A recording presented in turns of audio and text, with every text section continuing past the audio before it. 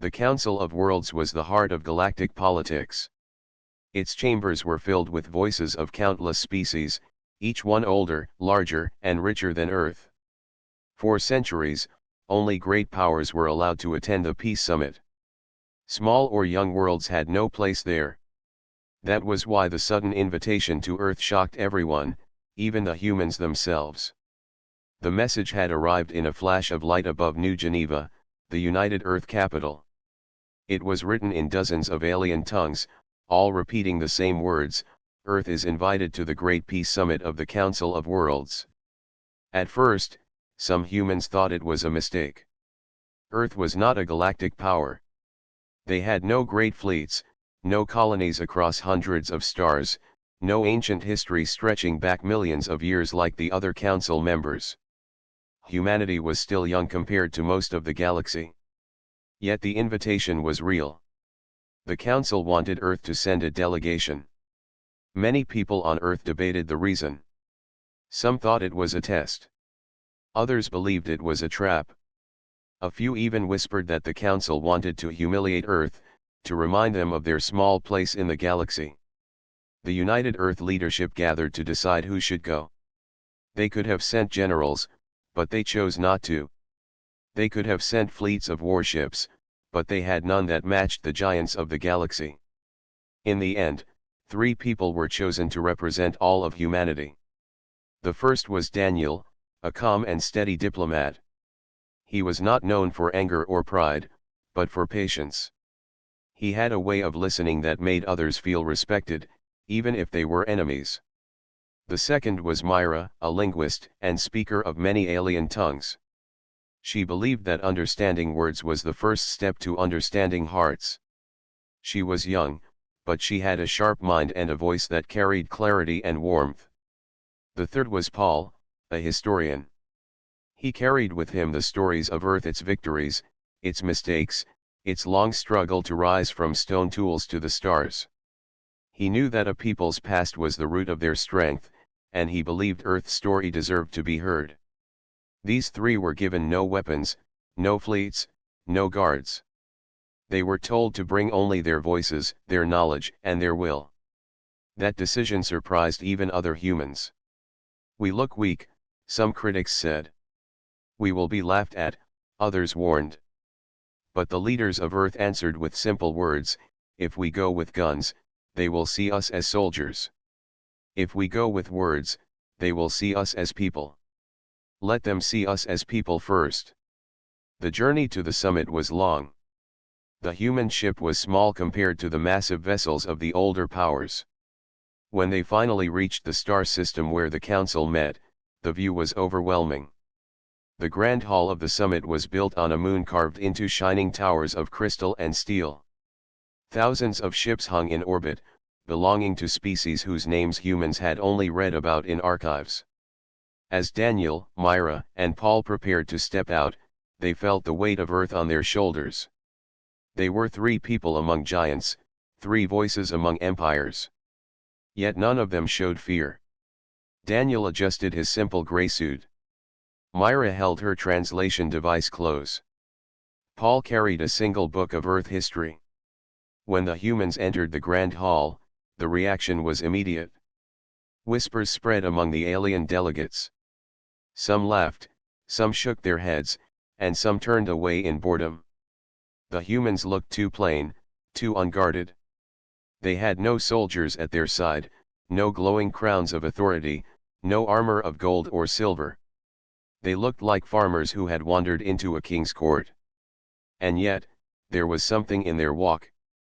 They moved not with arrogance but with quiet confidence. They did not bow, nor did they strut. They simply walked forward as if they belonged, even though everyone else thought they did not. In the high chamber, the council speaker called the meeting to order. His voice echoed like thunder across the hall. He welcomed the older powers first, each one introduced with long titles and ancient honors. Then, at the very end, he spoke one short phrase: Earth, newest member, present. That was all. No honor, no title, no praise. Just a name. The chamber buzzed with soft laughter. To many, Earth was only there to fill a seat, nothing more. But Daniel, Myra, and Paul did not frown. They bowed politely and sat in silence, listening. The summit began, and the first arguments between species broke out like storms. Voices rose, threats were made, and the air grew heavy with tension. The humans stayed quiet, watching. They did not yet speak, but they prepared. Each one of them knew this truth: words could be sharper than blades if spoken at the right moment. As the first day of the summit unfolded, the galaxy expected nothing from Earth. That was their mistake. For in silence, humans were studying. In silence, they were waiting. And when the time came, their voices would shake the chamber in a way no weapon could. The human ship was a small vessel, built for travel, not for war. Around it, the stars burned bright, and the closer it came to the Council's moon, the more small Earth seemed. Towering ships drifted in orbit, each one larger than a city. They bore banners of ancient empires, glowing lights of power, and symbols of their long legacies. Some ships were bristling with weapons, others carried escorts of fleets, and a few were shaped like living creatures that had been turned into starcraft. In the middle of this galactic parade, the human ship looked simple, even fragile. Its silver hull carried no markings of strength. Yet inside it sat three humans who had accepted the challenge without hesitation. Daniel, Myra, and Paul stood near the viewing window, staring at the side of the moon where the peace summit was held. The grand hall rose from the surface of that moon like a crown of crystal and steel.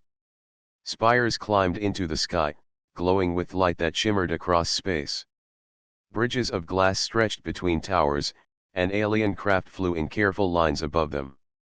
The moon itself was alive with color, covered in gardens, rivers, and strange glowing plants placed there by different species as symbols of peace. Myra whispered, "It looks like a dream." Paul adjusted his glasses and answered softly, "It looks like history. Every empire left a mark here. Today, Earth leaves its first." Daniel said nothing. He studied the landing zone where thousands of delegates were arriving. He knew the moment their ship touched down, all eyes would be on them. Not in respect, but in doubt. When the human ship finally landed, a bright light scanned across it. Machines floated above, checking for weapons and hidden soldiers. The machines found nothing but three humans and their few belongings. The report caused some laughter among nearby guards of other worlds. To them, Earth looked unprepared and naive. The door opened. Daniel stepped out first, his shoes touching the polished surface of the landing bridge. Myra followed, carrying a simple bag filled with notes and translation devices. Paul walked last, his book held carefully under his arm. No escorts, no soldiers, no shields. Just three travelers walking into the heart of the galaxy's most powerful council. Delegates from other species watched. Some whispered. Some chuckled. A few shook their heads. They had expected Earth to try to impress with borrowed fleets or flashy technology. Instead, the humans walked forward like ordinary people on a morning stroll. Yet there was something in the way they moved. Their steps were steady. Their shoulders were upright. Their eyes did not wander in fear. The laughter around them grew quieter, for even without guards, they carried a strange kind of strength. The gates of the grand hall opened wide. Inside, the chamber stretched higher than any human cathedral. Seats rose in circles like the inside of a great shell, and in the middle was a platform where speakers would stand. Thousands of alien delegates filled the seats, their shapes and colors forming a living sea. Some had wings folded against their backs, others had scales that glistened under the hall lights, and many had eyes that glowed in strange hues. At the far end of the chamber sat the council speaker, a being with silver skin and eyes that burned like stars. His voice carried across the hall, greeting the gathered powers. Each delegation was introduced with long titles. The great houses of the Draylan Empire, the eternal kin of the Sural Alliance, the flame clans of Torkin, and many more. Every name was followed by applause or ritual chants. Then came the moment for Earth. The speaker's voice grew quiet. He looked down at the three humans and spoke only two words, Earth, present. The chamber shook with laughter. Some clapped in mockery. Others ignored the announcement completely. To them, Earth was a child sitting among giants. But Daniel simply bowed his head politely. Myra smiled with calm grace. Paul adjusted his book and sat down.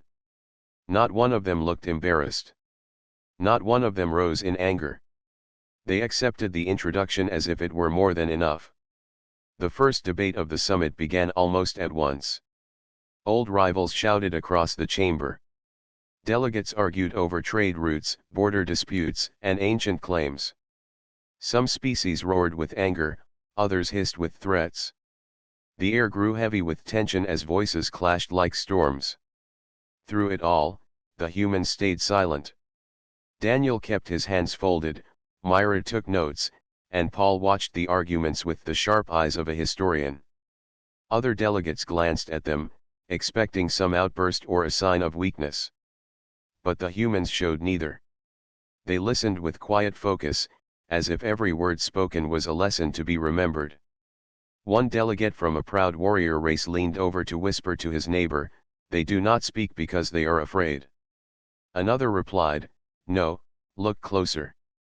They do not speak because they are waiting." The humans remained unnoticed after that, shadows among shining powers. Yet a few who studied them more carefully began to sense something different. Earth had brought no fleets, no armies, no crowns. And still, they sat there as if they belonged. The first day ended with no progress. Old enemies left the chamber still angry. The council speaker declared the meeting paused until the next day. Delegates left in groups, still whispering about war, trade, and power. But among those whispers, a new question began to rise, soft and uncertain. Why had Earth come with no weapons at all? The second morning of the summit began with heavy tension. The grand hall was full again, with thousands of delegates taking their seats. The atmosphere was thick with old rivalries, and the air buzzed with sharp words spoken in dozens of alien languages. Every group carried centuries of history, and every speech seemed like a blade aimed at an enemy. Daniel, Myra, and Paul sat quietly at the back row, their eyes sharp, their expressions calm. They had not spoken a single word on the first day, yet their silence had been noticed. Some called it weakness, others thought it was caution. But the truth was simple: they were waiting for the right moment. The council speaker struck the crystal bell that signaled order. The second day of the summit begins. Let voices rise. His tone was deep and commanding, but even he looked weary. For years, these debates had followed the same pattern: anger, threats, and endless circles with no peace. The first speaker was from the Draylan Empire, a tall creature with dark blue scales that glistened like metal. His voice boomed across the chamber as he demanded more star systems under their control. "Without expansion, there can be no security," he roared. "Our fleets must have freedom, or war will return." At once, rivals from the Sural Alliance leapt up in protest. Their leader, with 4 arms and glowing eyes, struck the platform with his staff. "Your freedom is our slavery. Your expansion is our destruction. If you press farther, we will strike first." The hall exploded in arguments. Voices clashed louder and louder, like storms colliding in the sky. Delegates shouted, hands slammed on tables, wings spread in anger, tails struck the floor. Myro leaned close to Daniel and whispered, "This is not peace. This is theater." Paul nodded. History repeats itself. Different faces, same fight. Daniel's eyes never left the speakers. "Let them speak. Our turn will come." The arguments grew sharper. One delegate threatened to cut trade routes. Another warned of military action. Even when the speaker called for calm, the voices only grew louder. Finally, the speaker's eyes turned toward the humans. "Earth," he said, almost with boredom, "You may speak if you have words." The hall quieted, though some delegates laughed softly. They expected nothing important from the humans. Perhaps a short speech of thanks, maybe a timid plea for recognition. None imagined Earth could add anything to the storm of power. Daniel rose slowly. He did not raise his hands for attention, nor did he carry any staff of authority. He simply stood and spoke with a steady voice. "You argue as if peace can be bought with threats," he began. His voice carried across the chamber, not loud, but clear. "You speak of freedom as if it only belongs to you, and of safety as if it comes only from holding a blade. But tell me, how long can peace live in the shadow of fear?" The hall grew strangely still. The humans had spoken, and the tone was unlike anything else. It was not anger. It was not pride. It was calm truth, spoken without shaking. Daniel continued. "On Earth, we once thought weapons made us safe. We built them higher, stronger, sharper. Yet every time, they led us back to war. Only when we chose to speak instead of fight did we find real safety. Not perfect, not eternal, but real. And if peace is what this council claims to seek, then why do you speak of war as if it were the answer?" The silence deepened. Delegates who had mocked them now leaned forward. Others frowned, unwilling to admit the words struck something within them. Then, laughter broke the silence. A warrior delegate, tall and armored in shining plates, stood and pointed at Daniel. His voice rang with mockery. "Humans speak of peace as if they have conquered war. Yet your history is filled with battles. You are young, weak, and foolish. Do you think words can cut deeper than our blades?" Myra rose then, her voice soft but strong. "Yes," she answered. "Because a blade can only kill the body, but words can shape the mind. A blade may silence one voice, but words can echo for centuries. Which is stronger?" The warrior fell silent. His mouth opened, but no reply came. Around him, even his allies shifted uneasily. Paul now stood with them. He lifted his book gently. "Our history is written in both blood and ink," he said. "But the lessons that guided us forward were not from the wars we fought, but from the peace we chose. You may mock us as weak, but weakness is to believe only in steel. Strength is to believe in tomorrow." The chamber had changed. No longer was it filled with shouting. Now there was stillness, like the eye of a storm. The humans had spoken not with force, but with will. And that will carried weight. The speaker himself leaned forward, his silver eyes reflecting light. "Earth," he said slowly, "you speak as if you have the right to teach the council." Daniel met his gaze without fear. "We do not teach," he said. "We share. That is what peace should be." The speaker did not reply at once. His silence was not dismissal, but thought. When the session ended, the hall buzzed with whispers. For the first time in many cycles, delegates left not with threats on their lips, but with questions in their minds. And the humans, who had been dismissed as weak, now carried a voice that could not be ignored. The third day of the summit opened with heavy tension. The humans had spoken the day before, and their words still echoed in the minds of many. Some delegates tried to dismiss them, saying it was only luck or charm. Others, though, felt a quiet shift in their hearts. For the first time in years, a session had ended with silence, not threats. Still, not everyone welcomed the human's voice. To some, Earth's calm speeches were an insult. The proud warrior race known as the Turkans saw the humans as dangerous in a different way, not with weapons, but with ideas. Ideas could spread like fire, and fire could weaken even the strongest empire. When the day's debate began, the Turkan leader rose at once. He was tall, with bronze armor across his chest and a long scar across his cheek. His deep voice rumbled through the hall. "The council has lost its way," he declared. "We let children speak while warriors remain silent. Humans are nothing but a fragile race, too weak to fight, too foolish to matter.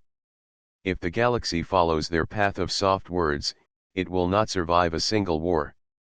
Many in the chamber clapped their hands, claws, or wings. The Turken were respected for their strength, and his words struck like a drum beat. He turned directly toward the human delegation. His sharp eyes glared.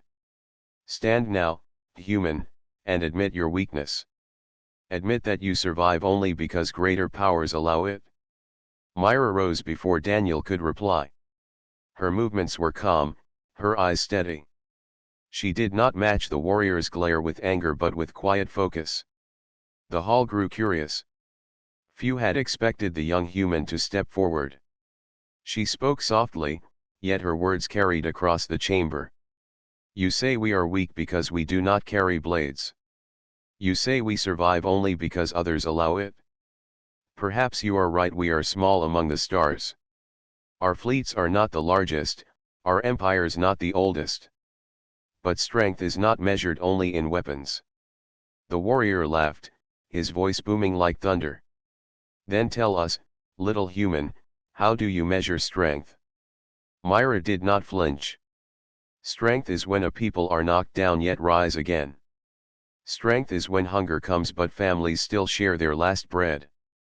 Strength is when storms break cities but survivors rebuild with their bare hands.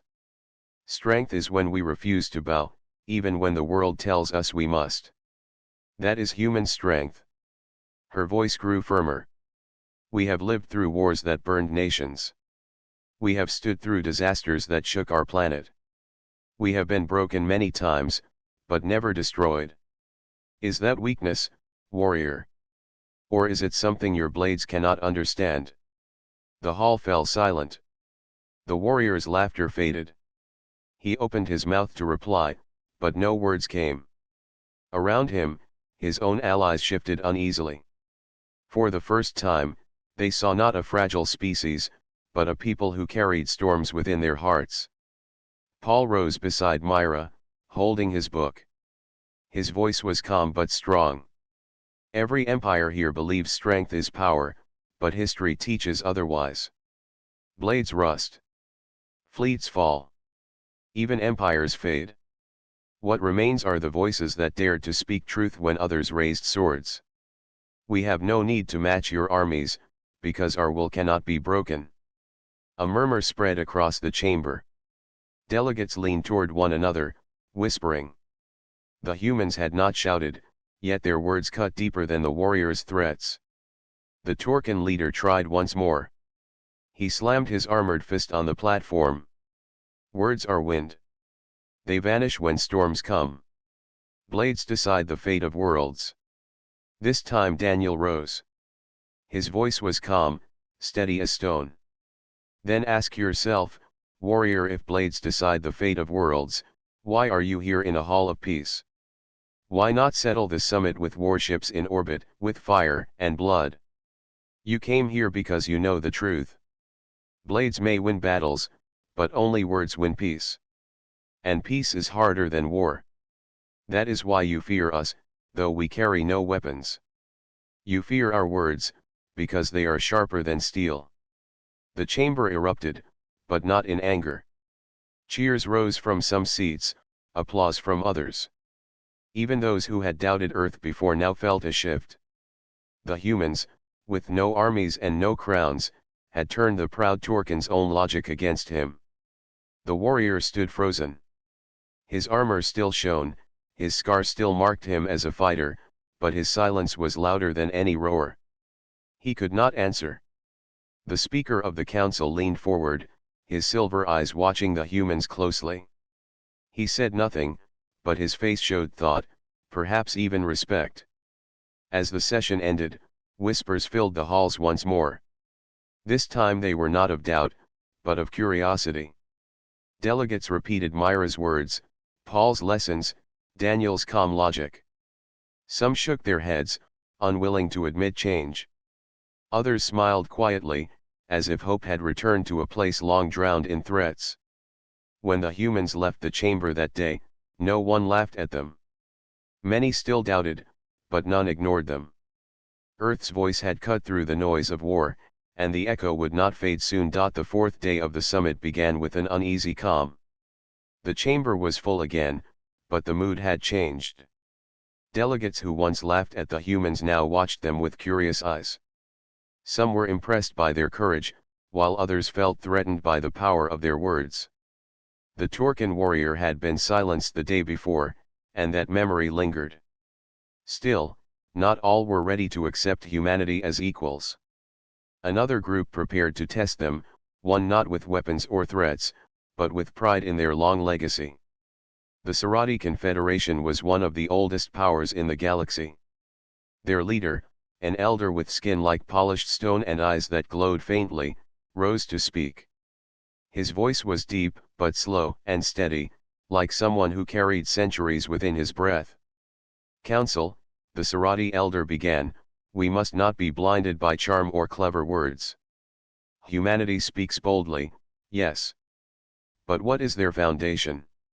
Where is their history? They are a child race, barely stepping into the stars. Our civilizations count their age in millennia. The Scifi have written laws older than human nations. The Tivar built cities while humans still hunted with spears. The Draylan charted stars while humans were learning fire. Why should this council respect a race with no true legacy?" Murmurs of agreement filled the chamber. Many nodded, for history and age had always been the roots of authority in the council. Old empires carried pride like armor, and they wielded it with confidence. The elder turned his glowing eyes toward the humans. "Tell us, Earth, why should the galaxy listen to you when your story is so short?" The challenge was clear. It was not about weapons this time. It was about time itself, about whether humanity's past was worthy of respect. Paul stood. He had been waiting for this moment. The historian walked slowly to the speaking platform. He held no staff, no crown, no armor, only the book he always carried. His voice was not loud, but it carried weight, the weight of memory. "You are right," Paul said. "Our history is shorter than yours. Our nations are younger, our starships newer. We do not measure our time in thousands of years as you do. But what we lack in age, we hold in struggle." The elder raised a brow, but Paul continued before he could answer. "Humans began small, fragile, unprepared. We had no claws, no fangs, no wings. The world gave us storms, hunger, and fire. Yet we endured. We built tools from stone, then from iron, then from steel. We crossed rivers, climbed mountains, sailed oceans. Every step was fought for, not given. Every lesson was written in both hardship and hope." He lifted his book higher, his eyes sweeping across the chamber. "You speak of your empires as if age alone gives them strength. But history is not about how long you live. It is about what you do with the time you have. And humanity has done much in little time." The chamber grew quiet. Delegates leaned forward. Even those who disagreed found themselves listening. Paul's voice grew stronger. "We split the atom, reached the skies, and set foot on our moon before our species was even 100,000 years old. We learned to fly across space when we were still young.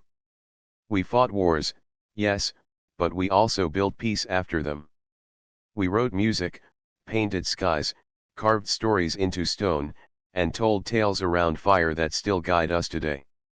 Our legacy is not as long as yours, but it is alive, and it grows faster than any empire you have seen." Some delegates murmured, impressed. Others frowned, unwilling to accept. The Scifi elder narrowed his eyes. "You speak proudly of progress, human. Yet your history is filled with mistakes. How many wars did you fight among yourselves? How many times did you nearly destroy your world?" Paul did not deny it. "Yes, we made mistakes. Yes, we fought each other. Yes, we brought ourselves close to ruin. But that is what makes our story powerful. Because we learned. We survived. We changed.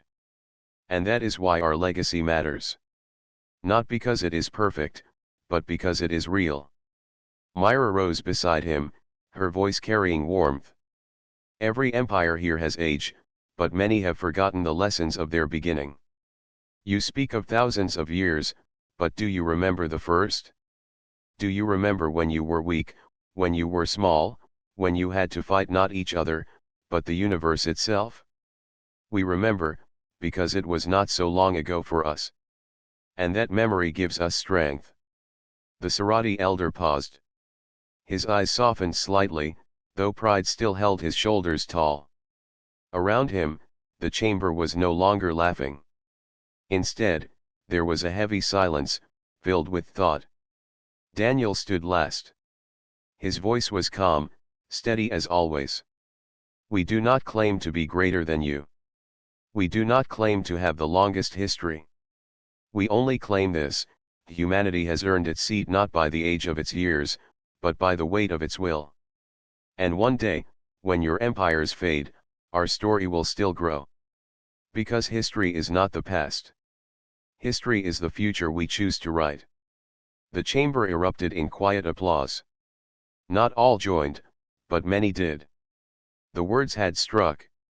Some who once mocked Earth now nodded in respect. The Sarati elder lowered his gaze. For the first time, he looked at the humans not as children, but as equals. He gave no praise, but his silence carried a strange respect. The humans returned to their seats, calm and steady. They had met the challenge of history, and they had not faltered. And in that moment, even the oldest powers began to realize Earth's legacy was only beginning, but it was already impossible to ignore. The fifth day of the summit began with tension thicker than ever. Some delegates still whispered about the humans as weak, unarmed, and naive. Others now watched with a mix of curiosity and caution. The humans had already proven that their words carried power, but the galaxy had yet to see the full measure of their will. Old rivalries flared again. Delegates from neighboring systems argued over trade routes and territorial claims. Voices raised, claws struck tables, tails lashed, and wings flared. The council speaker struck the crystal bell, but the shouting continued. The hall shook with anger, and it seemed that the summit would collapse into chaos. Daniel, Myra, and Paul watched quietly. They had no fleets in orbit, no weapons in hand, and no armies to call upon. They had only their minds, their voices, and their unbroken will. And yet, that was all they needed. The speaker finally called out, his silver eyes scanning the hall. Enough. Earth, you may speak again. The chamber fell into uneasy silence. Many delegates expected humans to speak timidly, or to retreat behind diplomatic words that softened every truth. But the humans had learned the rhythm of this hall, and they knew exactly what to say. Daniel stood first. His voice was calm, measured, yet it cut through the noise like a blade. The galaxy sits here, shouting at one another, threatening with fleets and armies, and calling it diplomacy. Yet every word that comes from anger only strengthens division. If this summit is to have meaning, it cannot be one with threats. It must be one with understanding. Some delegates scoffed. The Turkan warrior rolled his eyes, his armored chest gleaming under the chamber lights. But Daniel did not flinch. He continued. Strength is not in the size of fleets or the sharpness of claws. Strength is in the courage to stand without them. Strength is in speaking truth when lies are easier. Strength is in believing that peace can exist even when war is closer than a heartbeat. Myra stepped forward, her soft voice carrying clarity across the hall. We have listened. We have watched. We have seen how empires rise and fall, how battles are fought, and how anger spreads faster than knowledge. But we also know that even the oldest powers have learned to listen when someone speaks with truth. That is the real power of words. The Turkan warrior bellowed, trying to interrupt, but his voice faltered. He could not argue against calm reason backed by history and human courage. Paul lifted his book. We do not come to dominate or threaten.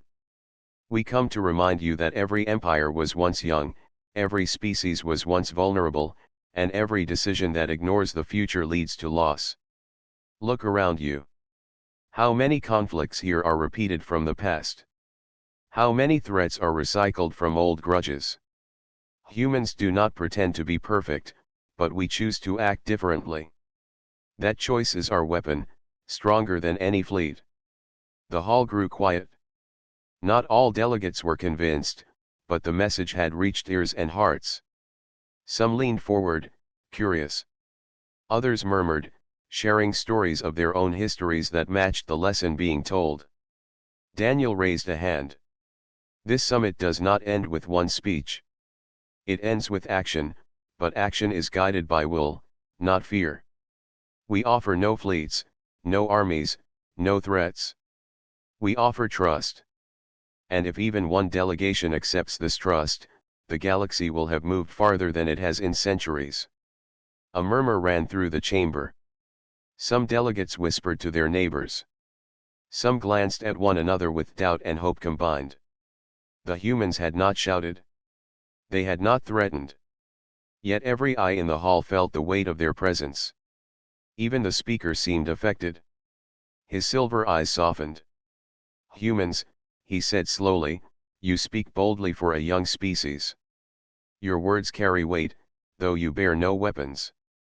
Perhaps we have underestimated what power truly means. The Turkan warrior finally lowered his head, his anger replaced with thought. Around him, even other warriors seemed less certain. The humans had shown that will and words could move mountains, even in a chamber where fleets were the measure of respect. By the end of the day, a quiet shift had taken place. Delegates who had been ready to walk out, threatening to restart wars, now paused to consider what had been said. Old enemies whispered to one another. Plans of attack were reconsidered. Some nations began to outline possible agreements rather than threats. As the chamber emptied, Daniel, Myra, and Paul returned to their seats. They had not raised a sword, nor called for armies. They had not struck with claws or fire. They had only spoken. And yet, they had changed the course of the summit. Outside the grand hall, the galaxy watched. Messages traveled faster than light, and reports of humans speaking boldly reached distant planets. Many were skeptical, but some were inspired. The humans had not only survived among giants, but they had begun to guide them, simply with courage, wisdom, and will. For the first time in many cycles, delegates left the summit not with anger in their hearts, but with questions, reflection, and a new understanding. Humans had not sought to dominate. They had not used fear. They had shown the galaxy a different path. That path was not easy. It would not be accepted by all. But for the first time, peace seemed possible. Daniel, Myra, and Paul knew this was only the beginning. The next day, the summit would face its greatest test yet. But now, the galaxy had seen that humans were not weak. They had seen that sometimes the strongest weapon is the will to speak truth and the courage to believe in peace. And that will had already begun to turn the tide. The final day of the summit arrived, and the grand hall was filled with delegates from every corner of the galaxy. The past 6 days had been tense, challenging, and at times chaotic. Empires that had never trusted one another were beginning to listen. The humans had become the unexpected center of attention, not because of power, but because of their courage and will. Daniel, Myra, and Paul entered the chamber quietly. Their calm demeanor contrasted sharply with the nervous energy of many delegates. Some still doubted them. Others, however, watched closely, remembering the words of the previous days. Humans had not used fleets, weapons, or threats. They had relied on courage, history, and reason, and that alone had shifted the summit. The council speaker rose. His silver eyes scanned the room. Delegates, he said, the time has come to decide. Will the council take steps toward true peace, or return to old arguments and threats? The chamber fell silent. All eyes turned toward the humans. The speaker continued, Earth, your voice has been clear and strong. You have shown the galaxy that strength can exist without weapons. Speak now, and guide us toward the next step. Daniel stepped forward first. His voice was calm, measured, and clear. This summit has proven that words carry power. They are sharper than any blade when used with honesty and will. The galaxy faces choices. We can continue to threaten, fight, and distrust one another, or we can choose understanding, trust, and cooperation. Peace is not a dream. It is a choice. And that choice begins here. Delegates whispered to each other. Some nodded slowly. Others frowned, unsure whether to accept what they heard. The humans continued, undeterred. Myra spoke next. Her voice carried warmth and clarity. We have shown you that history, struggle, and resilience can teach lessons older than any empire. We have shown that even a young species can stand tall when it believes in the right path. We offer not domination, not fear, but partnership. Let this summit end with promises of dialogue and respect, not threats and weapons. Let this be the moment when the galaxy remembers that peace is possible if the strongest among us lead with courage, not claws or fleets. Paul held his book carefully. Our story is not finished. Neither is yours. Today, we can choose to write a new chapter together, where differences do not lead to war but to understanding. Humans are not perfect, but we are determined. And determination can shape the future in ways that fear never can. The chamber was quiet now, but not tense. It was thoughtful. Delegates who had mocked Earth in the past now realized that humans were not weak, as they had assumed. They were patient, clever, and brave. They had not used force, yet they had reshaped the summit. The speaker raised his hand. Delegates, what you have witnessed is proof that power is not only in fleets or armies, but in the will to speak truth and the courage to act without fear. Let this summit conclude with agreements, not threats. Let our voices carry the promise of peace. One by one, delegates began to respond. Trade agreements were made, borders softened, and rival species agreed to meet again for dialogue. Where there had been suspicion, there was now curiosity. Where there had been anger, there was now hope. Even the Torcan warrior, once the loudest critic of the humans, nodded slowly. His eyes held something different: respect. The humans had faced him with words alone, yet they had not bowed. His armor seemed smaller now, compared to the presence of their courage. Outside the chamber, messages were sent across the galaxy. Reports of humans speaking boldly and changing the tone of the summit reached distant worlds. Many were inspired. Some were skeptical. All, however, took notice. Daniel, Myra, and Paul returned to their seats quietly. They had not shouted. They had not demanded attention. They had only spoken, and the galaxy had listened. Their voices had carried farther than any weapon could reach. The council speaker concluded the summit with a formal statement.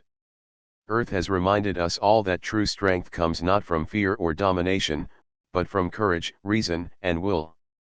Let this be remembered in the records of the council. Let this be the legacy of this summit. The humans bowed politely. They did not boast. They did not celebrate loudly. Their work was done, and they had done it with dignity. The galaxy had seen that strength could exist without violence, that courage could inspire more than fleets, and that willpower could shape history more than armies. As the humans prepared to leave, delegates approached them one by one. Some offered words of thanks. Others asked questions. Many simply nodded, a silent acknowledgement of the impact Earth had made. The three humans walked toward their ship, their steps calm, their hearts steady. When the human ship lifted from the moon and returned to the stars, the galaxy had changed. Old rivalries would not vanish overnight, but a seed had been planted. The seed of trust, courage, and the power of words. Daniel, Myra, and Paul looked out from their ship at the vast galaxy. They had come as small, unarmed travelers. They were leaving as the people who had shown that humanity's greatest weapon was not fleets or weapons, but will. And the galaxy would remember that lesson. Earth had stolen the summit not with fire or steel, but with courage, wisdom, and heart. The human legacy had begun.